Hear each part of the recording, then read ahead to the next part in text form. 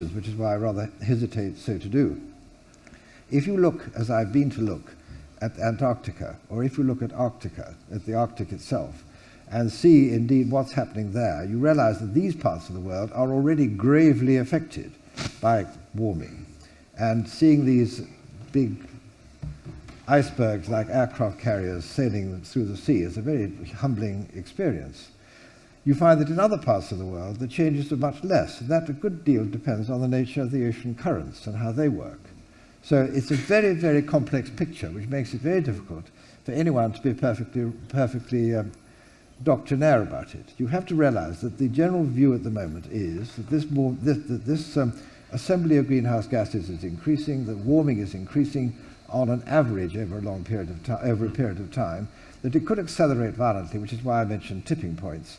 And then we're going to look at the risks. And so what I really appeal for is correct assessment of risk, so that we can look at tipping points and decide which way we go. And then that's another bit of conversation we might have in a moment, but which there are quite a number of policies that can be done, which are not going to diminish our using up fossil fuel resources, but are going to tip the balances a bit, so that the role of government in making sure that energy reaches people is better assured. Let's go back. Turn to the policy question. Bjorn, I think you wanted to come back to on policy and whether the current menu of policies is adequate or not. Well, I just wanted to ask you, I mean, you say we need to close the door on dangerous, I can't even read my own writing. Industrial activity. Industrial activity, yes. Let me just ask you this hypothetical. 30 years ago, wouldn't you have said the same thing to China, that they should have closed off the door to dangerous economic development, which lifted 600 million people out of poverty? Isn't 600 million people's poverty incredibly dangerous too?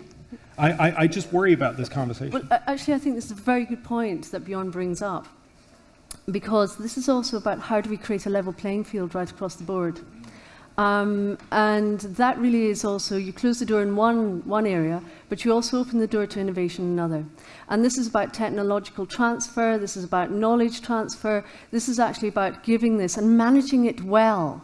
You know, so you don't just close the door overnight and say, now it's a crime. Of course not. What you do is you give a transitional period where you give assistance and you financially help those companies to actually adapt, change, and create that innovation in the other direction. So what you do is you give a certain time span. I've advocated to all governments that we're looking at a 5-year time span, where you downsize on the dangerous industrial activity, but you give all assistance that's required to keep those companies afloat, but more than that, to reskill up and create the innovation up in the other direction. But this is not a dangerous economic activity. This is the activity, as Bjorn has said, which has taken hundreds of millions, there are so many hundreds of millions who are still in grinding poverty, taken hundreds of million people out of grinding poverty. And this is not dangerous economic activities. These are hugely beneficial economic activities to the human condition. Because you don't like them, you want to make them illegal. Fortunately, nobody's going to take any notice. But it would be disastrous if they did. Well, maybe if I could just quickly point up and pick up on this. It depends how you measure danger at the end of the day. If you're looking at mass damage, destruction, or loss of ecosystems, this is a form of measurement. It's actually the one that we use during wartime. It is a crime to cause mass damage and destruction during wartime, but during peacetime, you can do it every day. So this is about actually filling a legal loophole and closing that door.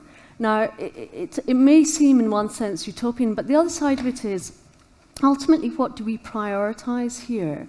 And this is really about looking ahead. Do we continue with fossil fuels as we are just now? We know, we have the knowledge now that this is setting us on a trajectory that is really damaging and destructive. So it is about closing that door. I don't actually want to see anyone prosecuted. And that's the beauty of international crime, because it becomes preemptive. In fact, once you have that responsibility levied upon you as a corporation, as a head of bank, as a head of a government, you make damn sure your money, your finance, your policy, and your decision-making in your companies does not go that way. And that's the beauty of it. I'm sure you all want to join me in thanking the speakers for a fascinating discussion.